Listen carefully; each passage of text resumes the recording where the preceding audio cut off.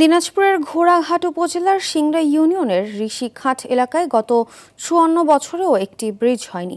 এক পাশে দিনাজপুর, অন্য পাশে গাইবান্ধা জেলা হওয়ার কারণেই ব্রিজের বিষয়ে কেউ গুরুত্ব দিচ্ছে না, অভিযোগ ভুক্তভোগীদের। এতে প্রতিনিয়তই ঘটছে দুর্ঘটনা। ব্রিজের বিষয়ে উপর মহলে আলোচনা করা হবে বলে জানান ইউপি চেয়ারম্যান। হিলি প্রতিনিধি আব্দুল আজিজের প্রতিবেদনে আরও জানাচ্ছেন লামিয়া তানজিন মাহমুদ।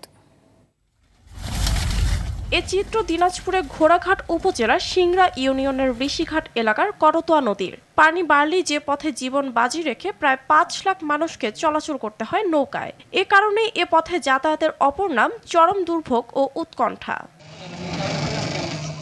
কৃষি নির্ভর ও জনবহুল অঞ্চল ঋষিঘাট, একই সাথে ঘোড়াঘাট ও পলাশবাড়ী উপজেলার সঙ্গে গুরুত্বপূর্ণ সংযোগ পথ। বর্ষা মৌসুমে এ পথে কৃষিপণ্য আনা নেওয়ায় কৃষকদের সময় ও অর্থ দুটোই অপচয় হয়। অপরদিকে আশঙ্কাও বেড়ে যায় দুর্ঘটনার। একমাত্র ভরসা নৌকাও এখন মৃত্যুফাঁদ। বহুদিন আগে থেকে শুনতেছি যে রংপুর ডিস্ট্রিক্ট থেকে পুল করার কথা শুনি, কিন্তু কোনো ব্যবস্থা নেই। নদীর ওই পাশে আমাদের প্রাইভেট কুচিকাঁচা ছেলেমেয়ের যাতায়াতের সময় অনেক নৌকা ডুবে অনেকেই মারা গেছে। স্বাধীনতার ৫৪ বছরের সরকার কেবল এলো আর গেল, কিন্তু দুই জেলার মানুষের জন্য একটা ব্রিজ নির্মিত হলো না। জনপ্রতিনিধিরা আশ্বাস দিলেও বাস্তবায়নে কোনো উদ্যোগ নেননি কেউই, এমন অভিযোগ স্থানীয়দের।